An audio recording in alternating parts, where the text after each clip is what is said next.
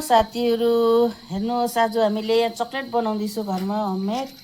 यसमा छ चानाको यो पिठो अनि खेजुर अनि यो घिउ घरमा बनाएको देसी घिउ मिलाएर यो अब यसरी बनाएर यसलाई घिउ हालेर खेजुर हालेर मुसेर अनि बनाएर पहिला फ्रिजमा स्टोर गरिदिने अनि अलिक टाइट भएपछि नानीले खान सक्छ। चक्लेट नानीको लागि घरमा बनाइदिएको चक्लेट होममेड। हेर्नु होला गाइजहरू साथीहरू तपाईँहरूले नै घरमा बनाउनुहुन्छ कि बनाउनुहुन्न नानीहरूको लागि? खोइ कसरी निक्लिन्छ हेरौँ।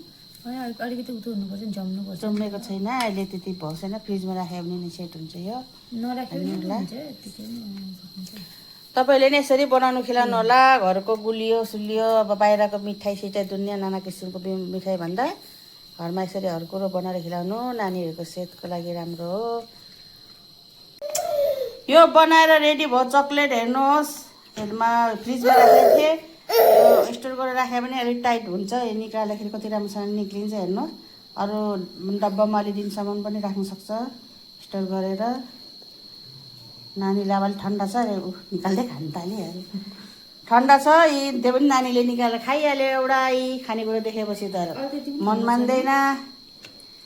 कति मजाले हुन्छ यी चक्लेटहरू। नानीहरूलाई घरमा यसरी बनाएर खिलाउनुहोस् साथीहरू। हेर्नुहोस् हाम्रो होममेड चक्लेट बिस्कुटहरू देखेर तपाईँहरूले भिडियोमा त हेर्नै हुन्छ होला। कस्तो लाग्छ लाइक कमेन्ट सेयर गरिदिनु होला। सब्सक्राइब खुलेछ सब्सक्राइब गरिदिनु होला। अरू धेरै धेरै सब्सक्राइब गरिदिनु होला साथीहरू।